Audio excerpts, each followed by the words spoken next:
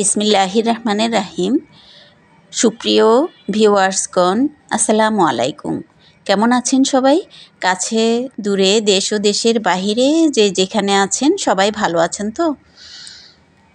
আপনারা সবাই আমাকে যে যেখান থেকে দেখছেন এবং শুনছেন, দোয়া করি সবাই ভালো থাকেন, সুস্থ থাকেন এবং নিরাপদে থাকেন।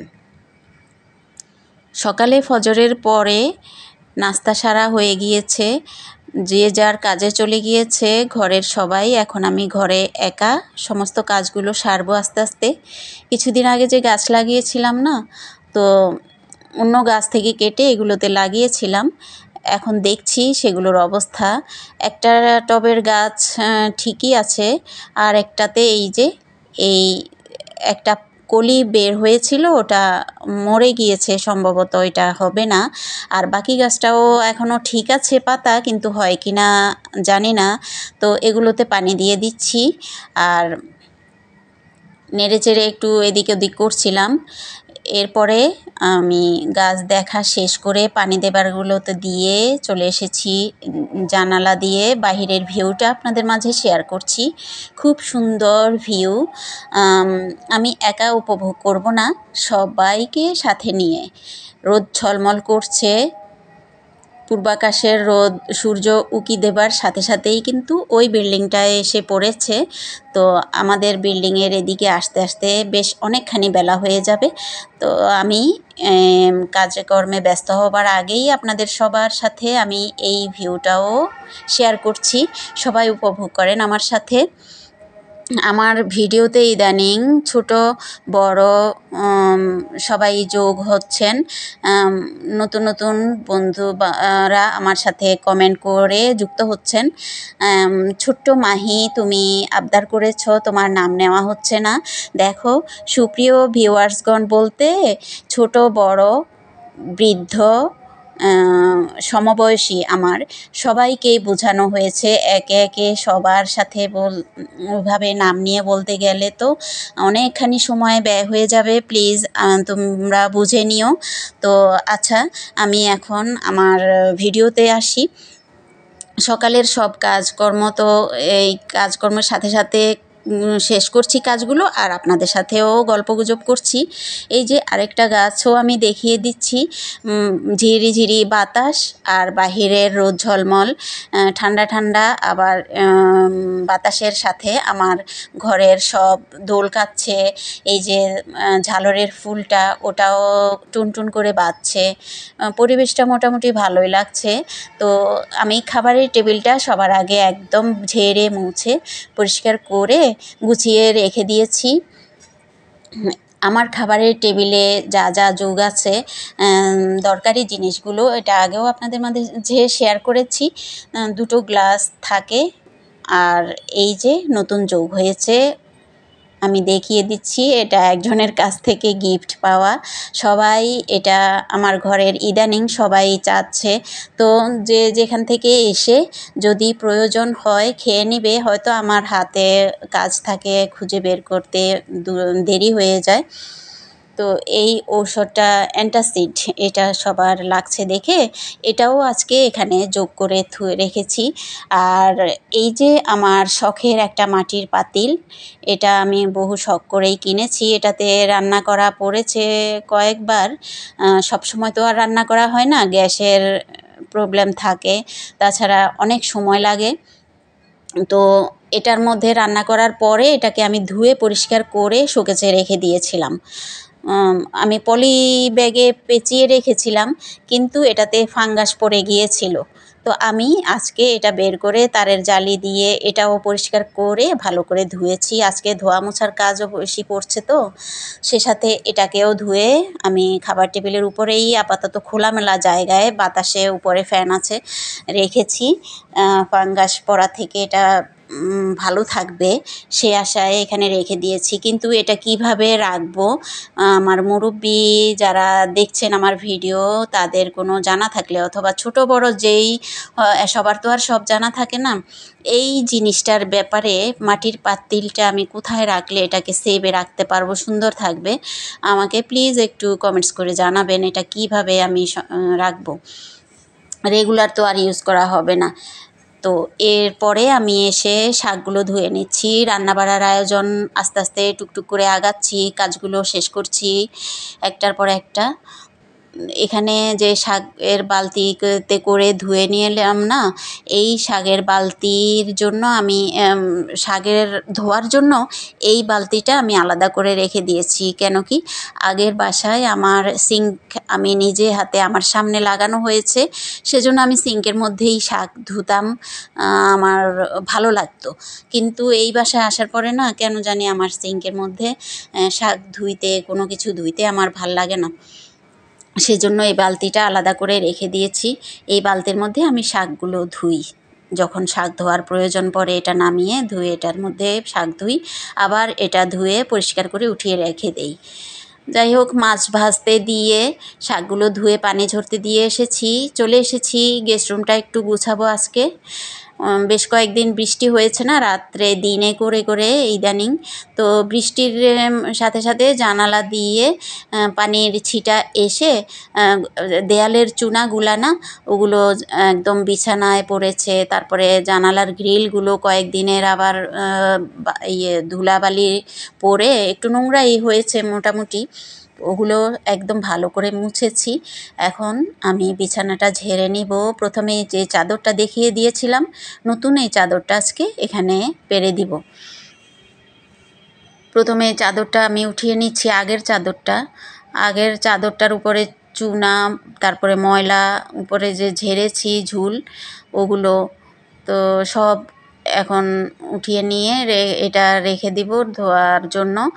আর আরেকটা চাদর যে নিচে আমি দিয়েছিলাম ওই দিন, ওটা আমি উঠাবো না, ওটা ঝেড়ে ভালো করে ঝেড়ে নিচ্ছি, তারপরে নতুন চাদরটা বিছিয়ে দিব। ভিডিওর এই পর্যায়ে এসে আপনাদেরকে বলছি, আমার ভিডিও যারা দেখা শুরু করেছেন সবাই একটা লাইক দিয়েছেন তো প্লিজ। ভিডিও ভালো লাগলে কমেন্টস করে জানাবেন, মন্দ হলে সেটাও আমাকে পরামর্শ দিবেন প্লিজ। যত মুরব্বি সমান, তারপরে ছোট বড় যা আছেন সবাইকে আমি আমার ভিডিও দেখার জন্য অনুরোধ রাখছি। আমাকে সামনে এগিয়ে যাবার জন্য, আমাকে সাহায্য করার জন্য আপনাদের কাছে অনুরোধ রাখছি। আমার ভিডিও দেখবেন, আমাকে কমেন্টস করে ভালো মন্দ জানাবেন। তো আমি এক হাতে ভিডিও করি আর এক হাতে কাজ করি।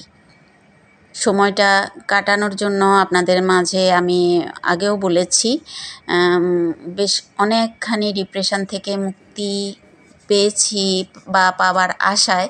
তাছাড়াও অন্যান্য কাজ তো থাকেই, যেমন ভিডিও করতে গিয়ে একটু সময় ব্যয় এদিকেও হয়, অন্য কাজের সমস্যা হয়। অন্য কাজ বলতে অতিরিক্ত সময়টুকু ভিডিওতে সময় ভালো করে সুন্দর করে সাজিয়ে গুছিয়ে একটু তো দিতেই হয়। তো এর মাঝে আমি অবসর সময়টুকু আগে ইবাদতে কাটাতাম। ইদানিং ভিডিওর জন্য হোক, যাই হোক, কাজের প্রেশার, দিন তো ছোট হয়ে এসছে না, তো সব মিলিয়ে ওই যে ইয়েটা করা পড়ে না, একটু ইবাদতটা কম করা পড়ে। তাছাড়া সারা দিনই তো আমাদের নিজেদের দিনের জন্য হয় না, দুনিয়ার জন্যই শেষ করছি, আমরা ব্যয় করছি। তো আমি একদম বেশ টান করে বিছানাটা বিছিয়ে নিয়েছি। বাইরের ভিউটাও দেখিয়ে দিলাম, জানালা দিয়ে খুব সুন্দর মানিয়েছে বাইরের ভিউর সাথে আমার বিছানার চাদরটা। নতুন কোনো জিনিস পাতলে ঘরকে সাজিয়ে গুছিয়ে তুলতে পারলে নিজের মনে বেশ খানিকটা আনন্দ পাওয়া যায়, মেজাজটা ভালো লাগে। তো সেই ফুরফুরে মেজাজ নিয়ে একটু আসুন সবাই একটু ইবাদতে মগ্ন থাকি। এখানে এই যে বইটা, আমার ছেলের এই বিছানাটা গোছাতে এসে, তো ছেলের বইয়ের তাকের থেকে আর কি আমি এই বইটা নিয়ে নিলাম। মাঝে মাঝে অনেক গল্পের বই, তারপরে বিভিন্ন হাদিসের বই, এগুলো পড়া হতো। আগে গল্পের বইই বেশি পড়তাম, হাদিসের বই এই বয়সে এসে এখন আর কি একটু হাদিসের দিকে মনটা ঝুঁকে পড়েছে। আর তাছাড়া যেহেতু বাসায় আছে বই, যেগুলো আছে সেগুলো অন্তত পড়ে শেষ করি সে আশায়। তো আজকে এই বইটা নিয়ে বসলাম। বিছানাটাও গুছিয়েছি। ছেলের পরীক্ষা শেষ হলে আল্লাহর রহমতে ছেলে বাসায় আসবে, তখন ওর দরকারি কিছু বই নিজে পড়তে লাগবে, তখন যে ওগুলো যদি আনে তখন আরও পড়ব। পড়ার জন্য এইটা সহ আরও অনেক বই ও বাসায় রেখে গিয়েছে। বাসায় যখন আসে তখন ওর পড়তে লাগে। আর কিছু কিছু বই আমার কেনা আছে, বিভিন্ন নবীদের স্ত্রীগণের জীবনী, এই সকল বই পড়ে সময় কাটাই, ওয়াজ শুনে, কাজ করে। আর আপনাদের মাঝে নতুন এই কয়েকদিন যাবৎ নতুন আপনাদের মাঝে গল্প করে এইভাবেই ভালোই সময়টা কাটাচ্ছি। আপনারাও ভালো সময় কাটান, আমার জন্য দোয়া করেন। আপনারা সবাই ভালো থাকেন সেটার জন্যও আমি দোয়া করি। তো আমি কিছুক্ষণ পড়ালেখা শেষ করে এসে ওদিকে রান্না কিন্তু আমার প্রায় শেষ হয়ে গিয়েছে। এইদিকে আমি আরও অন্যান্য বিছানাগুলো ভালো করে ঝেড়ে নিচ্ছি। বিছানাপত্র ঝেড়ে সব ঝকঝকে তকতকে করে মনের মতো করে সাজিয়ে গুছিয়ে নিয়েছি। আমার কাছে ভালোই লাগছে। ওই যে আবহাওয়াটা, সবচেয়ে বড় কথা আবহাওয়া ভালো, তো সেজন্য মনটাও ভালো। আর আপনারা নতুন নতুন যোগ হচ্ছেন, আর পুরাতনরা তো থাকবেনই। আপনাদের সাথে আমি একটু সময় ব্যয় করতে না পারলে কিভাবে আমি আপনাদের সাথে যুক্ত হব বলেন। তো আমি বিছানাপত্রও গুছিয়েছি, এখন আর বাকি আছে এই পাশের ঝুলগুলো ঝাড়া হয়নি। খাটের ওপাশেরগুলো ঝাড়া হয়েছে, কিন্তু এপাশেরগুলো এগুলোতে খাটে পড়বে না, সেজন্য খাট আর খাওয়ার টেবিল সবই মোছা ঝাড়া হয়ে গিয়েছে। তো এখন এপাশের ঝুল প্রচুর, কিন্তু 15 দিনও হয়নি এটা পরিষ্কার করা হয়েছে। এখন আমি ঝুলগুলো ঝেড়ে নিচ্ছি। এই যে এই মোছনিটা না একটু নেতানো টাইপের, শক্ত না। তো এটা দিয়েই প্রথম ওরা ঝাড়ে, আমার মেয়ে ছেলেরা ঝাড়ে, কিন্তু আমি এই প্রথম আজকে এটা দিয়ে ঝাড়লাম। তাছাড়া আরও উঁচুতে উঠতে পারলে ভালো হতো। তারপরেও একদম ভালো করে কোনায় কোনায় এই যে মাকড়সার ঝুলগুলো রয়েছে, তো ওগুলোতে কালি এসে জমে। তো ওগুলো একদম ভালো করে পরিষ্কার করে নিচ্ছি। এই পাশেরগুলো আর কি, মেইন দরজার পাশের ওয়ালগুলোতে একদম ভালোই জমেছে। বেশ অনেকখানি সময় নিয়ে আমি আজকে এগুলো পরিষ্কার করছি। এতক্ষণ পর্যন্ত আপনারা যারা ধৈর্য ধরে আমার ভিডিওটা দেখেছেন, তারা কেমন উপভোগ করলেন, আমার ভিডিও কেমন হয়েছে, ভালো লেগেছে কিনা বা মন্দ লেগেছে কিনা সবই জানাবেন।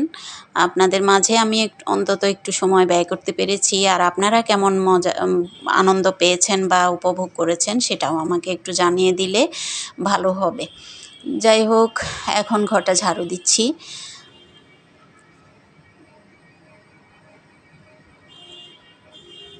বেশ অনেক ঝুল বের হয়েছে, তাছাড়া ঘরের ময়লা তো আছেই। বৃষ্টির একদিন খুবই ভালো ছিল, ফ্লোর আর কি না মোছার পরেও ভালো ছিল, পায়ে বালু লাগেনি। দেখেন কতগুলো বালু বের হয়েছে আর ঝুল। এই ময়লাগুলো আমি ঝাড়ুতে ঝেড়ে দিয়ে পরিষ্কার করে তারপরে হালকা ঘরটা মুছে নেব, এরপরে বাকি কাজ সারব।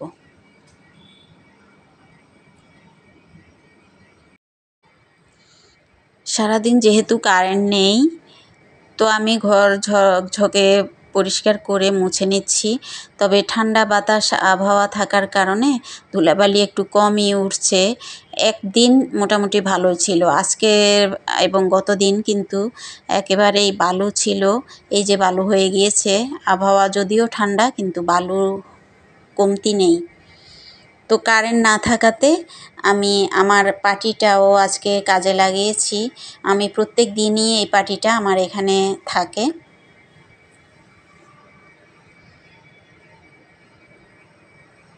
ওই পাশে ঝেড়ে এপাশে এসে তো আমি ময়লা উঠিয়ে নিব। আর পাটিটা দেখিয়ে দিচ্ছি, এই যে এটা আমার ম্যাট হিসেবে, ফ্লোর ম্যাট হিসেবেও কাজে লাগাচ্ছি। অর্থাৎ সারাদিন এটার মাঝেই আমি কাজ করি, অবসর নেই, আবার ঝেড়ে মুছে এটার উপরেই নামাজের বিছানা জায়নামাজ বিছিয়ে এটার উপরে নামাজ পড়ি। সারাটা দিন শেষ হয়ে গেল, কারেন্ট আসেনি, 6টায় যদিও আসার কথা ছিল। তো আমি মাগরিবের নামাজ পড়ে এখানে এসে একটু উত্তর সাইডের বারান্দায় দাঁড়িয়েছি। ওই যে ওই কর্নারে অপোজিটে আর কি একটা পেট্রোল পাম্প আছে। ওই পাম্পের কারণে, আলো হওয়ার কারণে এ পাশে একটু আলো আছে। আর আমি যেই দিক থেকে ভিডিও করছি আমাদের সাইডে অন্ধকার, দেখেন এই সাইডে কিন্তু খুবই অন্ধকার।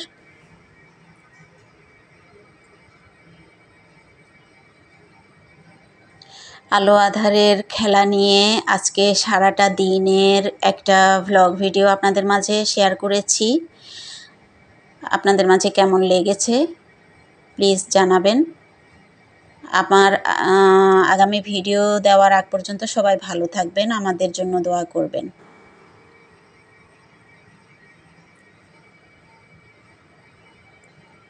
সবার সুস্বাস্থ্য কামনা করে আজকের মতো বিদায়। আল্লাহ হাফেজ।